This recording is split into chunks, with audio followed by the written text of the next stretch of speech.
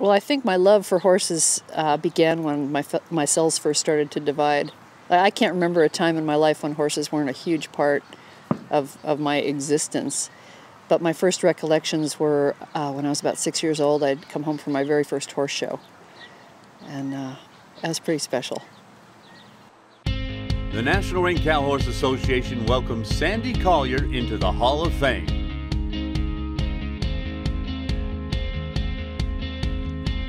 Sandy grew up in New England with her mother, father, and brother Bruce.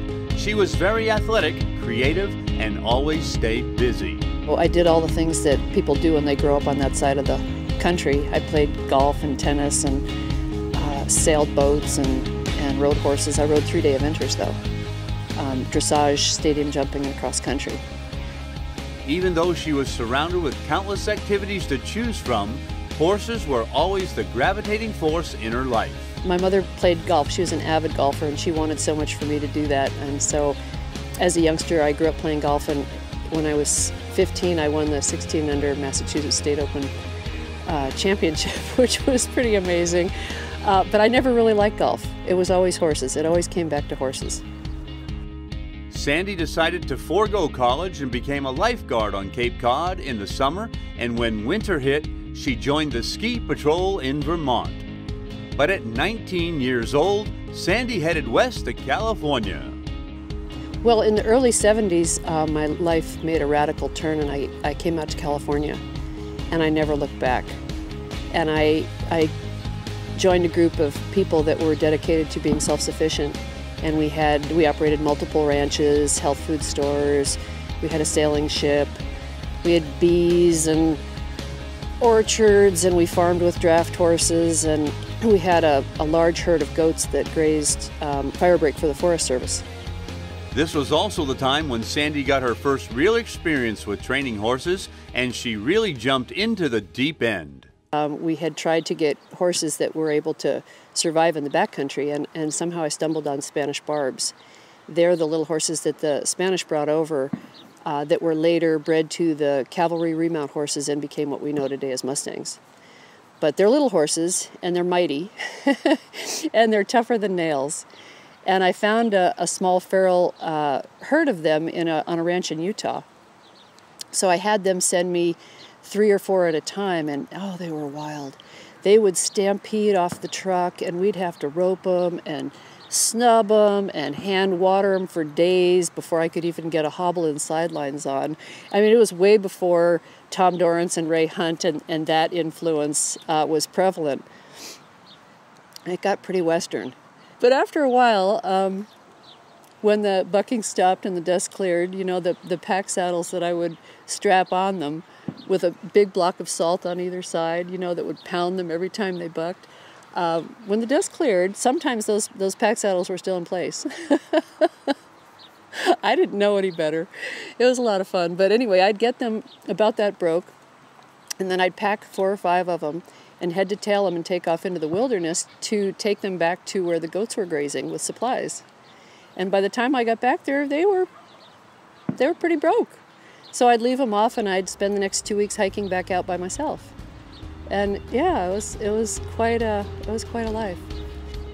Saying it was quite a life is quite the understatement. In those few years, Sandy probably did more than a lot of people do in an entire lifetime. It was back in the it was in the spirit of self-sufficiency back there that I learned how to make saddles and braid rawhide and shoe horses and forge weld, and I'd sew on the occasional severed finger and delivered babies, and I did my first cesarean section on a goat. And I'm happy to say that everyone lived. I'd taken a door off the hinges as my surgical table and put my poncho over it. And that was fondly what I call the Renaissance period of my life.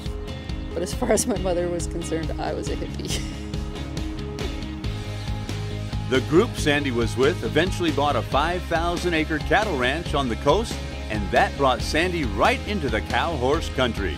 It spanned from the coastal mountains down to the ocean. And that's where I first saw cow horses and border collies, and I was enamored. And it just so happened to be about 10 miles north of where Doug Ingersoll was training. And so I took my junker one-speed bicycle. And I rode up and down the highway every afternoon after work so that I could learn from Doug, because I wanted to learn how to make a bridle horse the old Spanish way. And it seemed like whether I was going back or forth, it didn't matter. The wind was always blowing in my face. It was harsh. After a couple years of learning from Doug, Sandy decided it was finally time to hit the show pen. And I remember Les Vogt and Bobby Ingersoll and Billy Arthur were there. I was in so far over my head, I didn't even know it. But I loved it. I loved it, and I vowed I'm going to get good enough where I can actually compete with these legends. And so I just kept working at it and working at it. Sandy left the group and her Renaissance period in 1979 and went to work for Tom Shelley for a year before heading out on her own. Sandy had good success throughout the 80s and started building a great reputation as a trainer. And in 1992, David and Paula Hunsaker had the faith to have her buy and train their fraternity prospect, which Sandy did very well. Sandy piloted Miss Ray Dry to the 1993 Snafflebit Fraternity Open Championship, becoming the only female to accomplish this feat.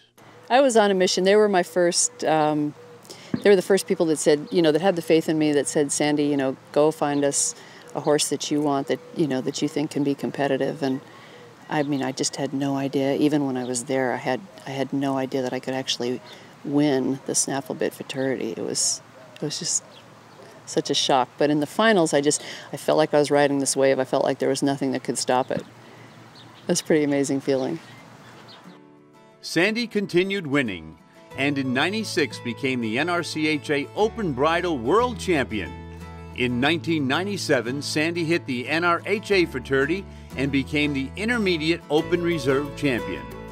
In '98, she was the Open Champion of the NRCHA Stallion Stakes, was the NRCHA Year-End Hackamore Champion in 2000, and was the Hackamore Classic Reserve Champion in 2001.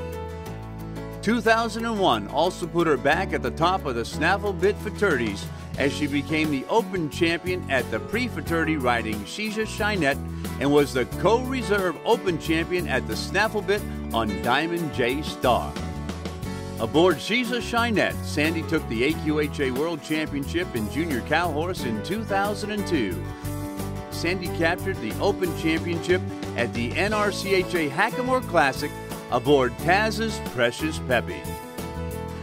As much as I love my job and the horses and my lifestyle, it has been very costly on my body.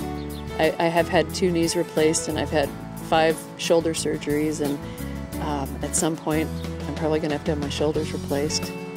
It's been a little rough, but Sandy wouldn't have it any other way. Thank God there's an intermediate division for all of us that have, I call it the joint replacement division. Along with her many accomplishments, Sandy has also been inducted to the National Cowgirl Hall of Fame.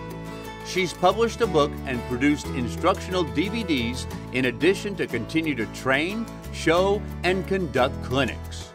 And in all her spare time, she serves on the NRCHA Board of Directors and graciously volunteers to help children at a therapeutic riding center. Sandy Collier is a true gift to not only the NRCHA, but to the entire horse industry. It's an amazing thing. It kind of comes full circle. These are things that I never dreamed would ever happen to me, being inducted into the NRCHA Hall of Fame. I mean, I was just a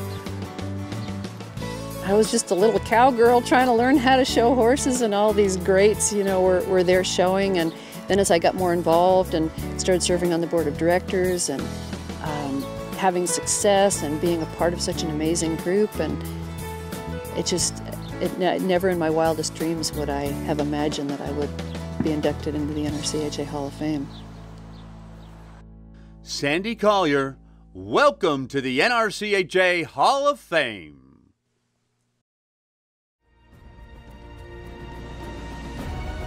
Nancy Crawford Hall, Kit Smoke, Dima Paul, Right Now, and Sandy Collier. thank you for everything you do for the NRCHA, and welcome to the Hall of Merit and the Hall of Fame.